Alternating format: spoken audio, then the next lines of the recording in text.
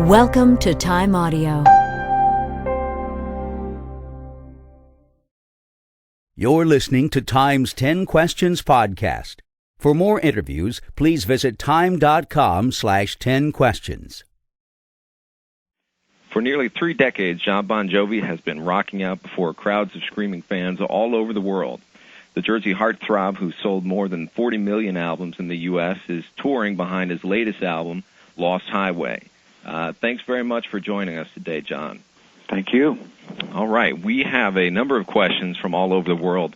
I will save you going through all of them, but about 100 of them involved some variation on the theme of, will you please come and play in my country? So we're going to forward those to your tour managers, I guess. India, in particular, is dying to have you get out there. Starting with the questions from readers about your career, I wanted to go to Frederick Doe in Riverside, California, who asks, Jon, after all these years, what still excites or drives you to perform? Songwriting. The key to all of it for me has always been songwriting. Recording comes second, and if in fact your idea comes to fruition both through the writing process and then the recording process, you want to go out and share it with as many people as possible. And that's what drives me to tour again. The songwriting process is at times collaborative, sometimes it isn't.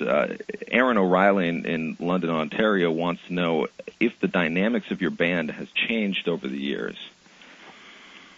I don't think it has. I think, if anything, the dynamic has just been clearer. It's always been a team sport, being in a rock band. But somebody had to be the quarterback, while somebody's the receiver, and somebody has to be the lineman. And that's how I think we've ultimately defined the band. Mm-hmm. Speaking of the positions on the team, someone has asked here if you have any particular episodes where you had strong disagreements with Richie Sambora over the creative process, and if there were any that you would care to share. In truth, the answer is no. I think that we've all shared the same creative vision.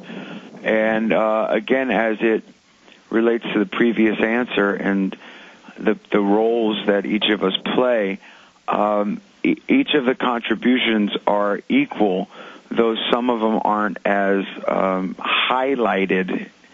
So the point is that Richie and I may have creative discussions, but truly never had an argument about a direction in the songwriting or recording process.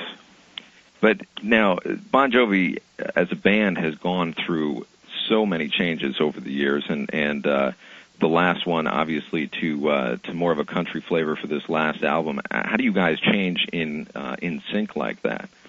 Well, I think that, again, it all continues to go back to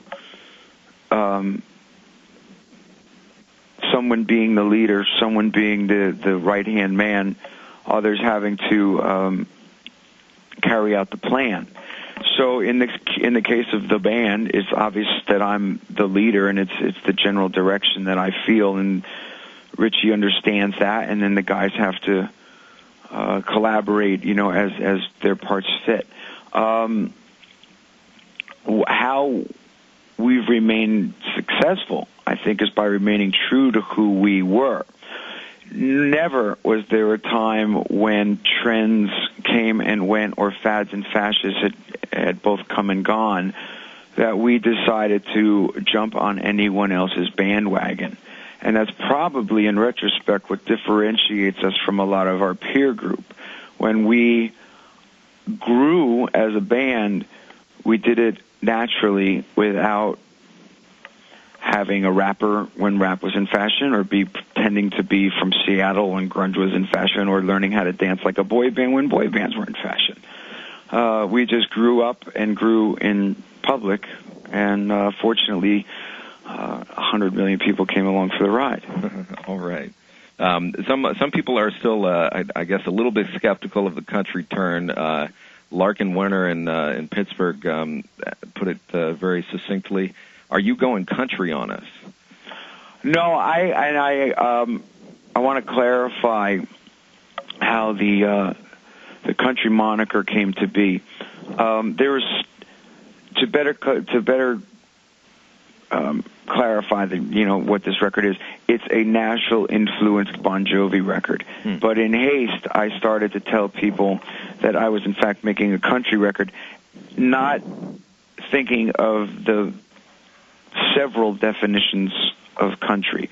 This is not George Strait and Alan Jackson.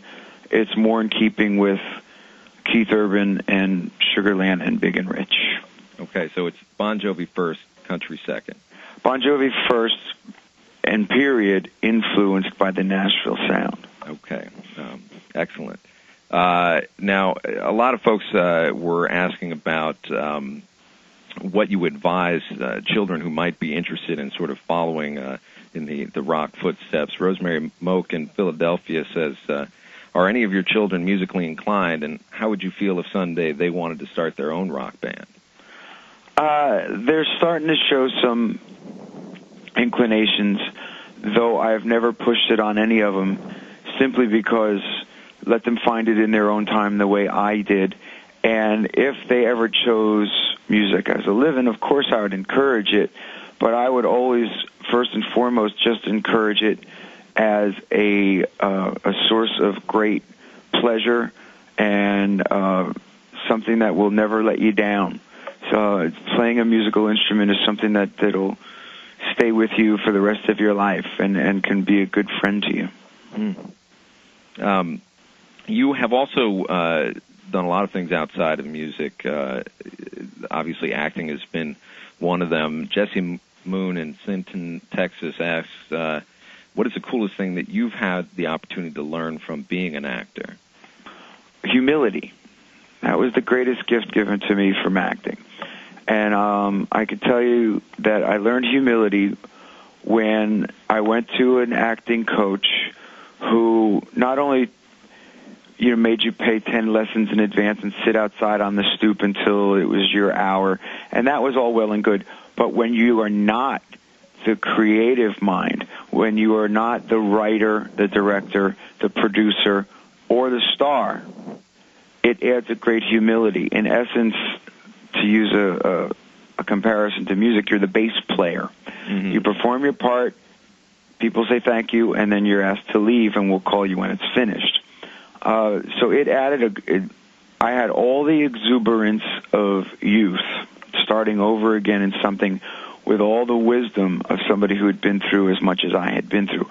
But when I brought that humility back to the band, I think it truly is the key to our success from the 90s on.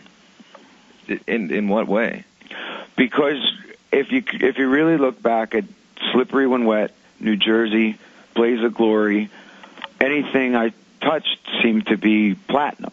Mm-hmm. Multi-platinum, multi-platinum. We had 10 or 12 top 10 singles in a row, 5 of which reached number 1.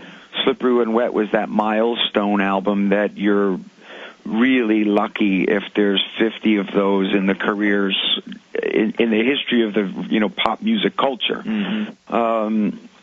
So to go and be on that kind of role, it would be very simple to sit around and think that the music is that genius and we're that brilliant. And many a career right at that point was the turning point for many a band. They either went on and grew as individuals, or they imploded. And I obviously can cite for you many an example, but it all goes back for me to the acting and the humility that I brought back to go on and keep the faith, etc. It's interesting talking about the sort of the newer songs versus the older ones. Still, it is the meat and potatoes for people at your concerts and a lot of your longtime fans. But Priya Gupta in Burr Ridge, Illinois, asks if you ever get tired of hearing or singing your most famous song. No, I don't. If I always said this, and I'll quote myself, that the day that it becomes nostalgia, mm-hmm. or that this was the reunion tour, I'd walk away. As long as we were growing and growing up, I would continue to want to do this. So as much as I truly do enjoy playing Living on a Prayer and Wanted Dead or Alive at night, I wouldn't feel as good about performing them every night if I didn't write Who Says You Can't Go Home and have a number one single just on the last album. I really wouldn't want to just talk about yesterday. It would be